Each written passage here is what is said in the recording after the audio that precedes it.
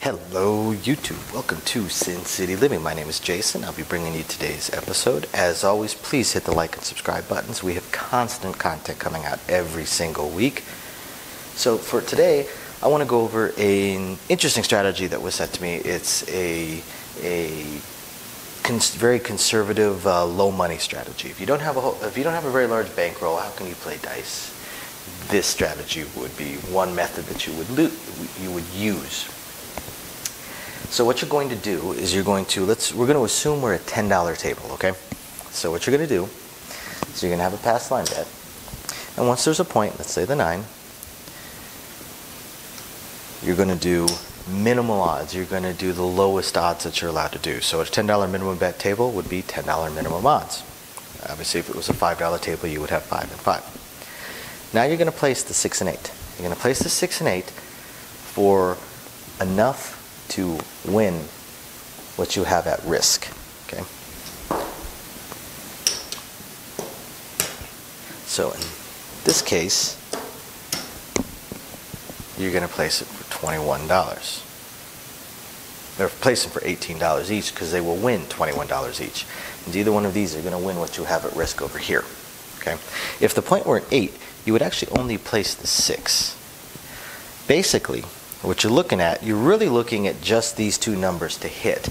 They each have a 5 and 36 chance of hitting. So these two combined have a 10 and 36 chance of hitting. Little bit worse than a 1 and 3. So 1 and 3.6. So better than a 1 in 4 chance of at least one of these hitting every roll of the dice. Now, of course, you have your usual 1 in 6 chance of 7 coming. But your odds of something hitting are actually even higher when you have a different number, when you have another number, because then you can add another 4 here, another 4 options here. So you have 14 ways out of 36 for this to hit, or 7 out of 18. So there's decent odds of at least one hit coming, and one hit that comes on either one of these is going to cover you for down there. So if either one of these hits, they pay $21. Now, from here you have a couple different ways that you could take this. It's going to be philosophical differences, I suppose. Some people are going to take their 21, let's say the 6 hit. They're going to take their 21, they're going to take their odds down, they're going to take one of their place bets down, most of the way down,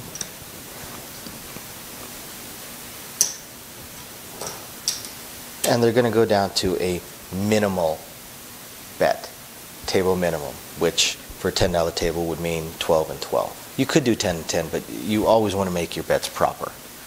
Now, by doing that, you have taken back $22 worth of your bet and have a $21 profit. $21 profit, but you still have $34 in action. So you really only have $13 actually at risk. All it takes is one more hit on either one of these, and you are now in the black. So if either one of these hit, let's say the 8 hits, we will pay it $14, right? So now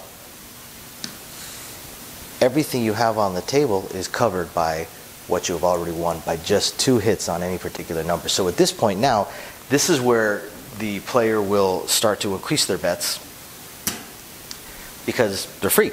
So if the next one that hits, let's say a 6 hits. Well, what I might do is I might say, press me up 1 unit, which means take my 6 to $18, so back up to 18, and then I am probably going to put my $10 in odds back.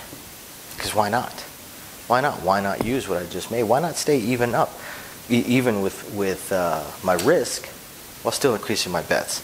And then at this point, I just continue going. If the 6 were to hit again, and it pays $21, I might say, take me up another unit. Right? And I might even press the 8 up. Now if the 8 were to hit, I might say, take me up 1 unit, take me up to 24, increase my odds a little bit, and still collect some money. Okay, so that is one way of using this strategy. Another method of using this strategy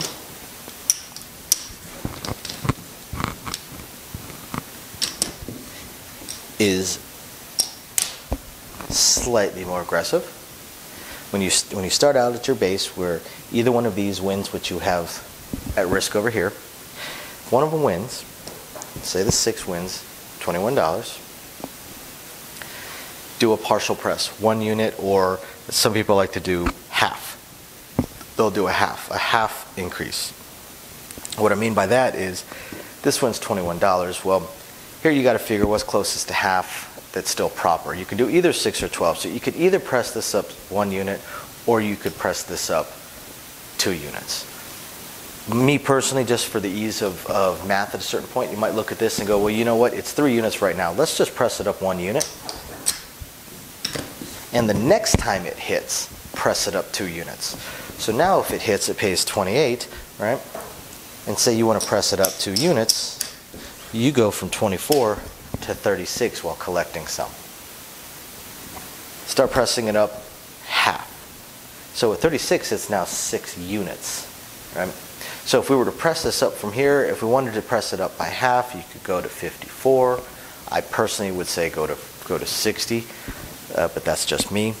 Either go to 60 or maybe use this one as this one pays 36, pays 42. Maybe just swap it, go to 42, take your 36 as your profit, and then the next time it hits, go up to 60. You can start doing these kind of middle of the road presses. You don't want to do full presses because you always want to be collecting a little bit. But this is a strategy for a smaller bankroll while still being able to play a little bit, and if you catch a decent roll, to be able to start expanding your bets and winning a little bit more money. At least that's the goal.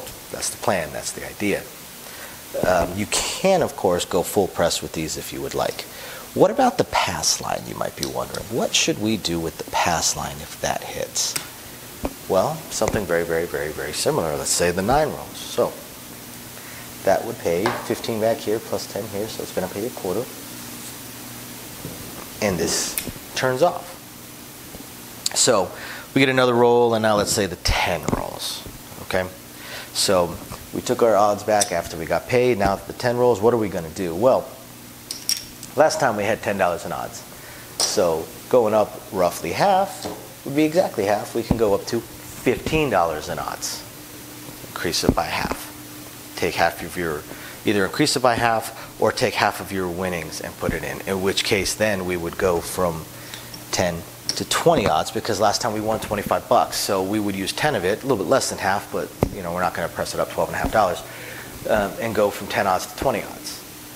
So both with the pass line and with these bets, at a certain point, start increasing your bet by half.